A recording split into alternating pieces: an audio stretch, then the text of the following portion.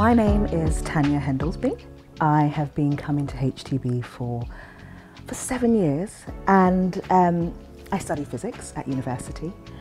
And from there, I went on to work into MotoGP, and I was one of the first black females to work in that sport. Wow. I'm now at home. I take care of my little one, and I've got another one on the way. Yeah. I'm Jools. I've just become an ordinand here at HTB, which is a bit scary.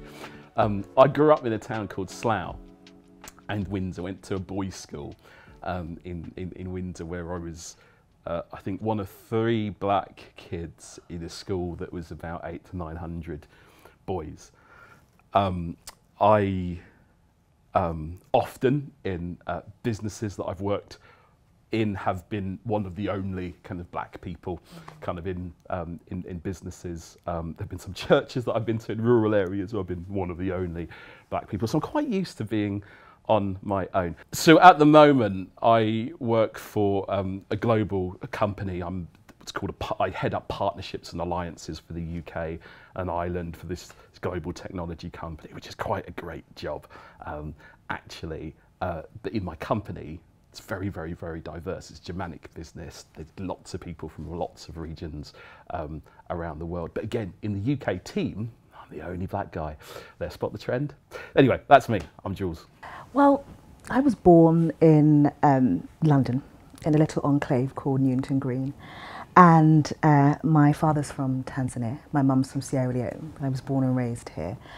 And yeah, like you, similar experience, one of the few black people in the area. But the amazing thing about London is that there's so much rich diversity. So you might have been alone in some of the places or some of the spaces, but not always.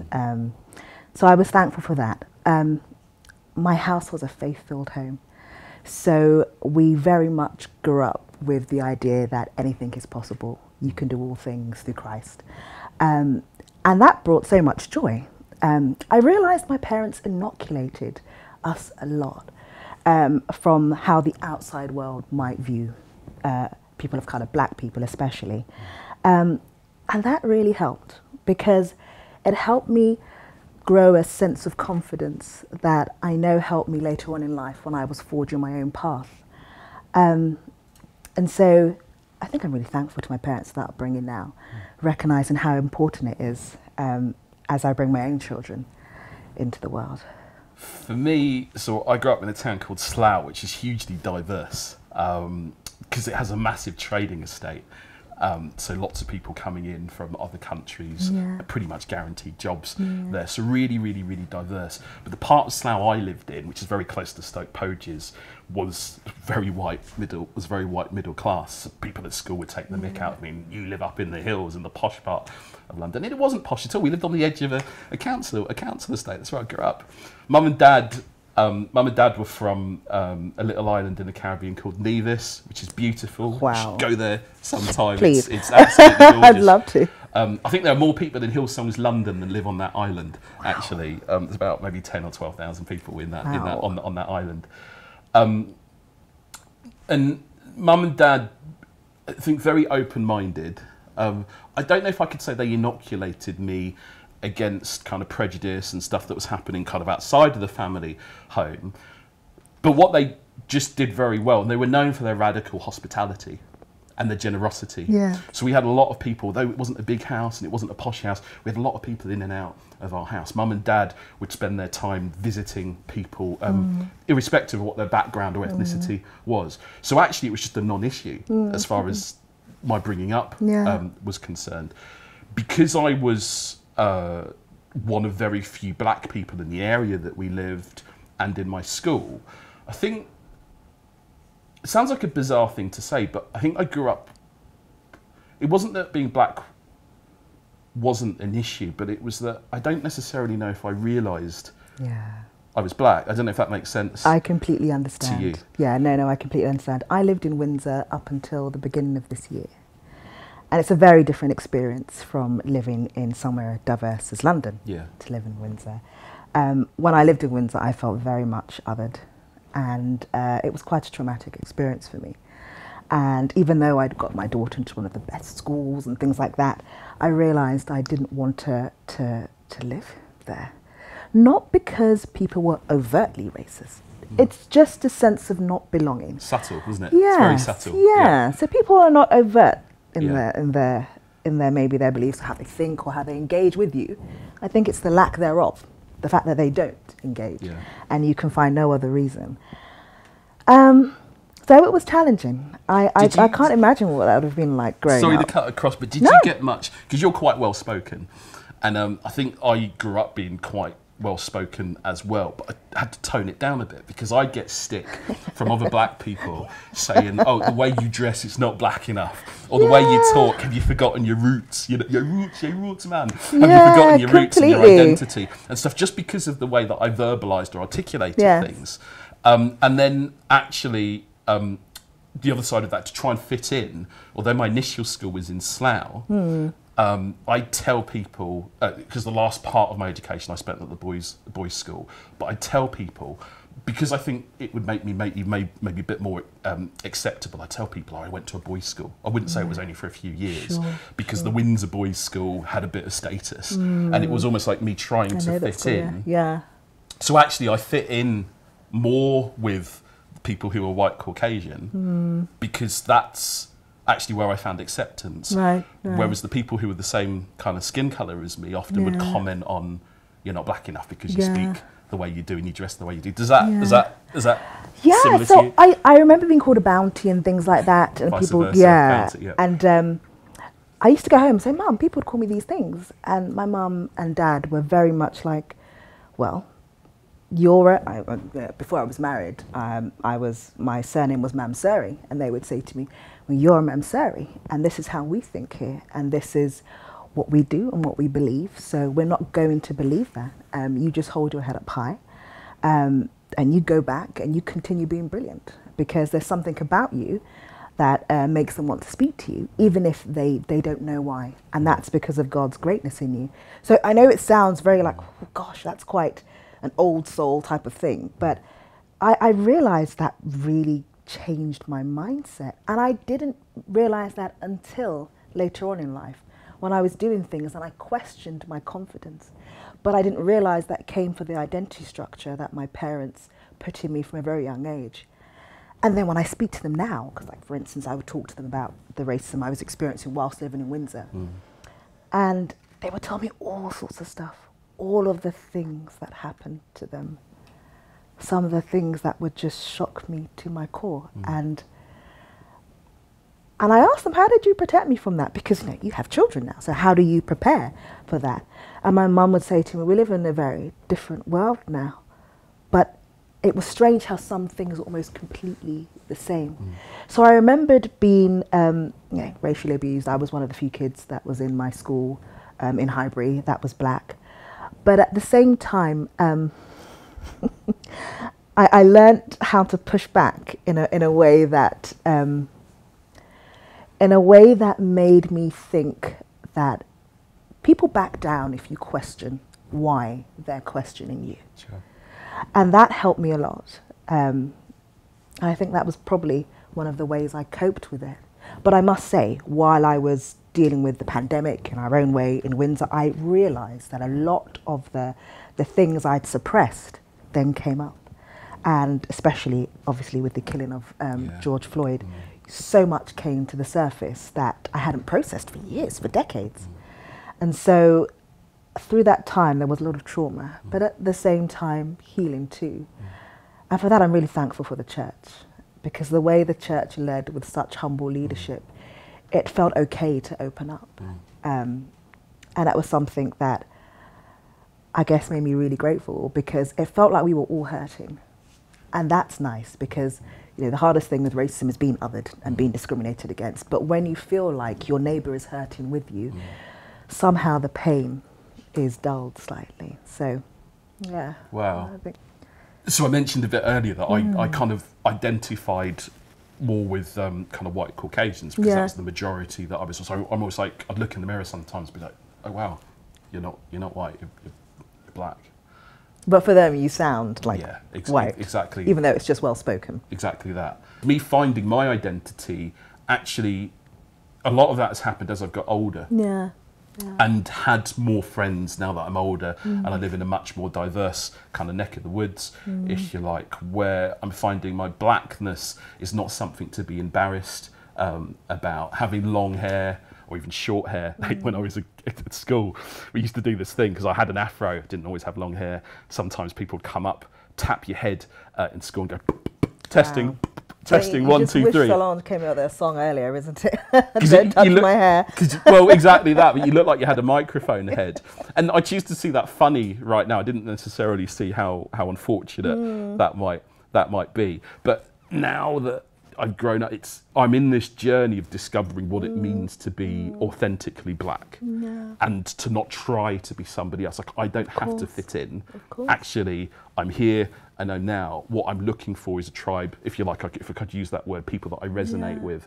And what I found is in church, especially the church that I'm in right now, which is HTB, I found that it's so easy to resonate in that church. There's been a lot of change that's happened over the years in terms of seeing diversity on stage, diversity in leadership, and we have so much of that now. Yeah. It's so easy to just resonate within church, but I'm kind of interested in what you feel and how church or your Christianity has helped with your sense of identity. Yeah, I mean, I think to pick up on the point that you spoke of with regards to our church, the change in leadership has been phenomenal, because the only way you can lead is from the front. And the only way that you can change things is by representing change.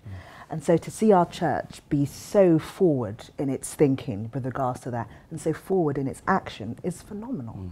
I remember my family came to the church for my daughter's baptism. And my parents go to a predominantly black church.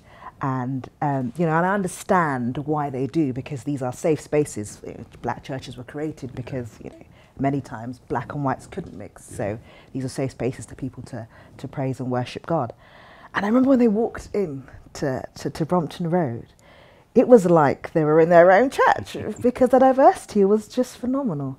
And that's something I think we can be so proud of, because I think that encourages and creates and celebrates not just diversity, not just inclusion, but a true feeling that this is reflecting how God sees us, how God sees his church, how God sees us as a people connecting together, because we're all designed to connect and relate in some way. And I find that my faith is probably one of the things that helped me heal in ways that I couldn't understand, because I think there's some things with racial trauma that you can't almost process, because it's so unfair and it's so profound and it's so systematic and institutional, that to try and comprehend how you bring a wholesome solution when it's just you and your family, your friends and your community, that is a small percentage on one small island, it can be overwhelming. So my faith really helped me process. I know this is going to sound weird, but it was just through praise and worship, because that way I literally just sobbed before God and asked him to help. And he helps in a way that sometimes you don't know how, but you just feel lighter, you feel stronger, you feel able to communicate better, because he's literally removed a burden. And Jesus always focused on the oppressed. Everything about his teachings is about lifting barriers, changing things, challenging the status quo. And I love that about Christ, because I know he's for me. So if he's for me, then literally it's scripture, who can be against me and stand? And he's for all of us. So if our church sees that and leads head on, and we're in that same place, and our own personal relationships with Christ are in that vein, then it feels really powerful. I know there are so many things in my life that I couldn't have done if I didn't have that world view, or that Christ view rather. So I'm really grateful for that. One thing, it's maybe not quite as profound as you were saying, but one thing as I grew up and realising that, one thing that really impacted me as I grew up was this realisation that Jesus wasn't blonde hair, blue-eyed. Oh my gosh! Because growing up and the storybooks that I had growing up, that's just how everything was presented, right? Even with to go from Jesus to Action Man, even Action Man and Barbies. Do you remember before there was Black Barbie or anything like that? All of the icons in our childhood, even the Christian icons, were always white Caucasian, and it's interesting the impact that has on you, even growing up in a Christian family who are doing their best to either inoculate or protect or just not make you see kind of what's going on outside. They're just getting on with it. But then the icons that are put in front of you are all, no, you're different to what the icons are. You're different to what is normal. And I think what's been really helpful, profoundly helpful, is coming into a community of God, the church, and this church where it is so incredibly diverse. So as you say, you could rock up to church, and years and years ago with my mum and dad, we used to go to a church. I'm not going to mention the name, it's a good church, but it's a church just down the road from here, where it was like 99% all black, right? And there's a certain familiarity that is helpful and it's good there, but it's not diverse. And there's something about coming into a church which is truly diverse and actually reflects the diversity of the metropolitan city that we're in right now, where you come in and you feel like you belong.